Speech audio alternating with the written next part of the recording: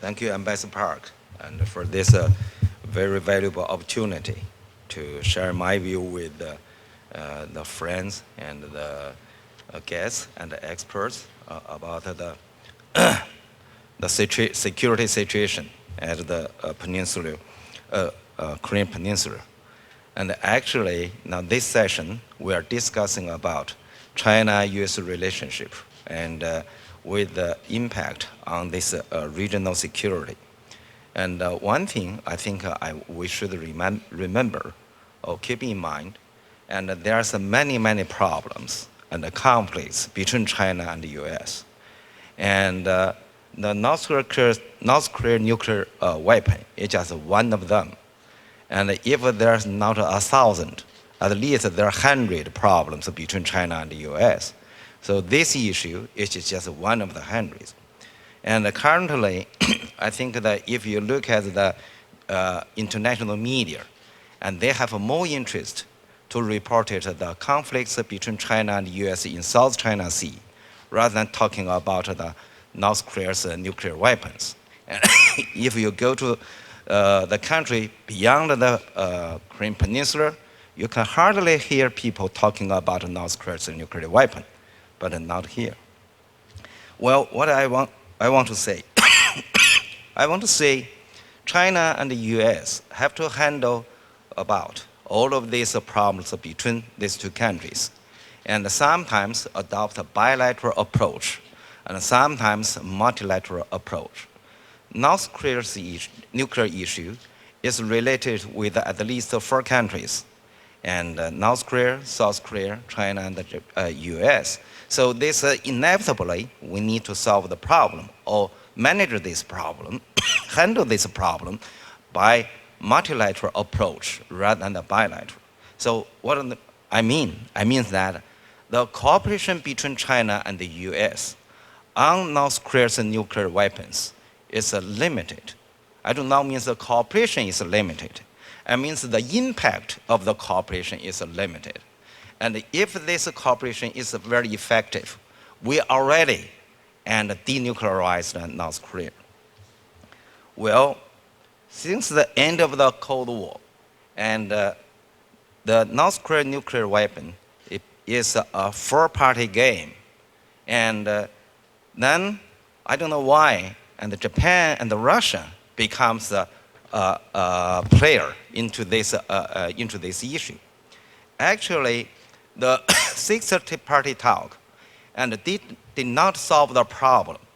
But by the end of the 6th party talk, North Korea possessed nuclear capability. After the end of the 6th party talk, and North Korea continued to improve its nuclear capability. Now this is a challenge to us. And what approach we should adopt to solve the problem? And by now, it seems to me, and the UN consider that, okay, let us impose more rigorous economic sanction on North Korea. Whether this approach effective, can achieve the goal we expected, I don't know. But from my understanding, now those people who strongly advocated for economic sanction on North Korea becomes hesitate to argue the economic sanction is very effective. So now, just now we heard that people are already talking about what we can do if we failed. That means that people's confidence in economic sanction is not increased, but declined. Why? Why there's more sanction on North Korea makes those people believe in economic sanction, have less confidence in this approach. Well, from my understanding, that this is a kind of, the North Korea's nuclear issue is a security issue. And you cannot rely on economic methods to solve the security problem. Well, now China and US become really more and more cooperative on this issue. And do this cooperative, or does this cooperation can help this issue? I'm not so sure. And before, most people believe China has more influence on North Korea. And why? Because China adopted a totally different policy from the United States. And the US cannot have influence on North Korea, and because the US policy is different from China. Now China's policy is shifting toward the similarity, like the United States. So what does it mean? The implication is that China's impact on North Korea will decline. It's not will continue decline. Already declined, it's going to continue decline. And so there's still some difference, not that huge, between China and the US on this issue. So China's impact on North Korea is still a little bit different, or a little bit more impact on North Korea than the US.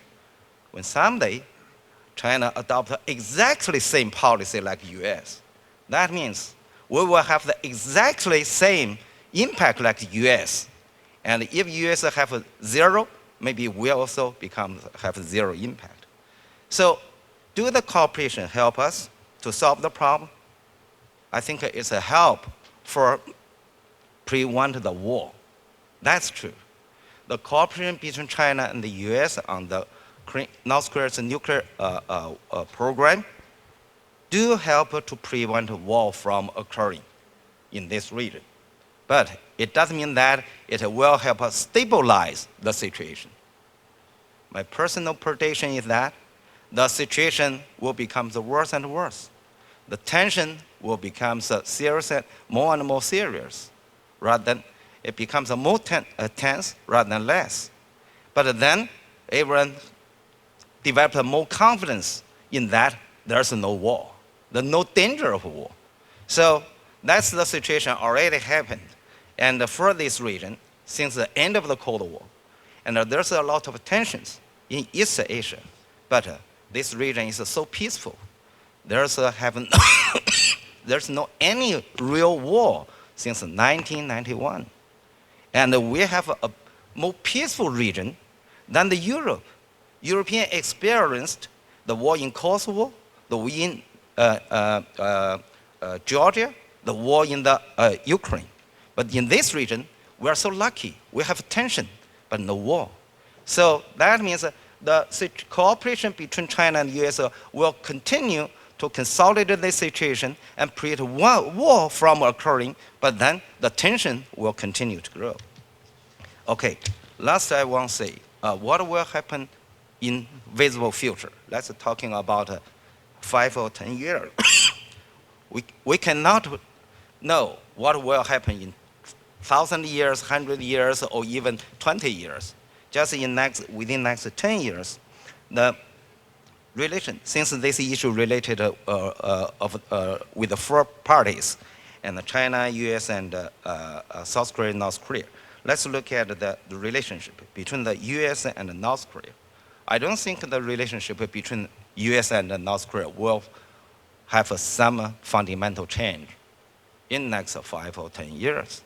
So that means no matter China cooperate with the US or not, and US relationship with North Korea will be the same.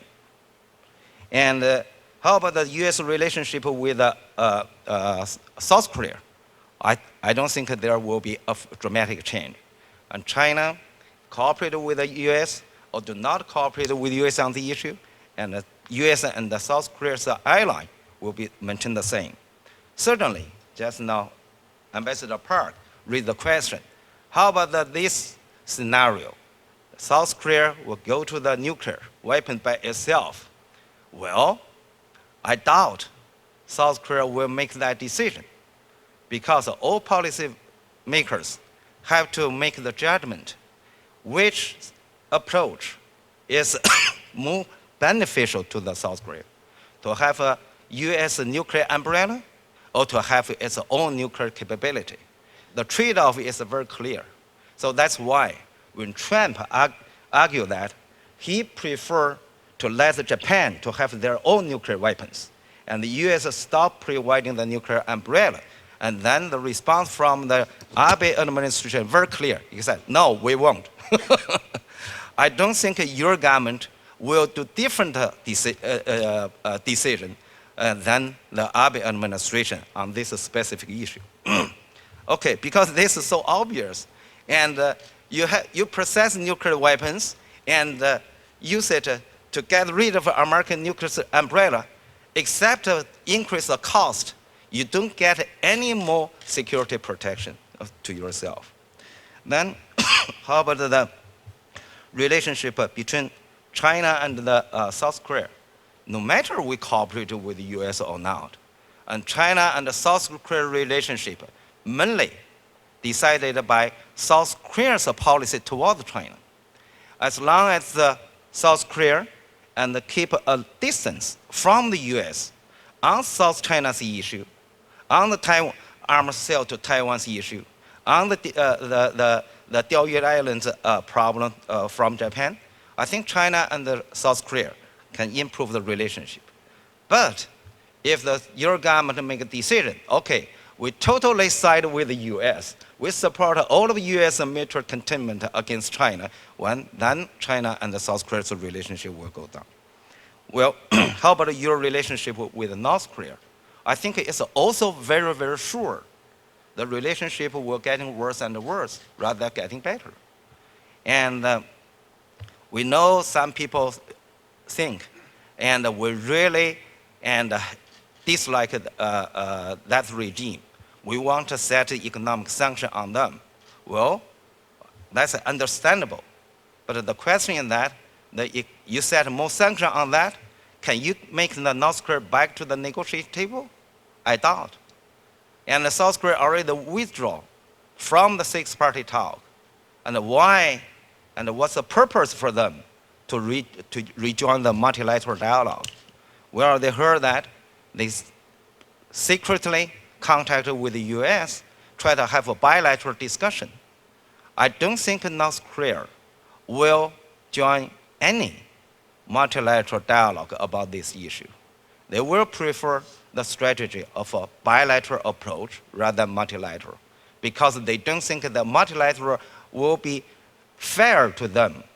No matter how many countries join this country, anyhow, all of you said one side, they're isolated as one party. So what's the purpose for them to join this multilateral discussion? And finally, is China's relationship with the US. No matter we cooperate with the US or not on the North Korea's nuclear issues, and that won't help to solve our problem on the other issues. US policy is very clear. There's no linkage between the cooperation on the North Korea's nuclear issues with the Taiwan issue, South China Sea issue, renminbi's exchange rate issue, and the Chinese investment in the, no any linkage. So from my understanding, the no linkage policy will continue at the American side. So that means the cooperation on this issue and do not have a substantial impact on China and the US relationship on the other issues. And so China and the US relationship, whether it's improved or declined, actually mainly influenced by the other issues rather than this issue. Finally, is our relationship with North Korea. I think it's also very quite sure our relationship with North Korea is declining. And it's very, very difficult to resume. And as long as we carry out the sanction, I don't think we can resume our relationship with North Korea. And if someone asks a question, if they are going to have a more nuclear test and the missile launch, what China can do? And I don't know. And one thing is clear. And if we add more sanction, then we will make the relationship even worse. If we do not join the more sanction, it's also no hope to improve our relationship. And so generally speaking, the relationship it's already become very difficult to improve China and North Korea's relationship. Okay, finally, let me write up. What will happen? I think now the situation becomes quite clear. And the danger of the war is not increasing. North Korea has already have 4 nuclear tests. What's the difference if they have 5, 6, and 10, 11, 12, I don't think they make the situation totally different. And if the neighbors can tolerate 4 nuclear tests, my understanding, the neighbors will tolerate more. So just more discussion, more sanction, and more many things that we have done before, and then but nothing will change. Second, and the tension will increase because this situation make North Korea will becomes hopeless. They don't have any hope to see the situation change. So what do they do? I think they will do whatever they think benefit to them rather than to benefit the stability of this region. The less stable, in some way, is in favor of their policy. So for me, and North Korea will make the situation worse rather than to getting it better. And finally, I would say, and today is a very good concern.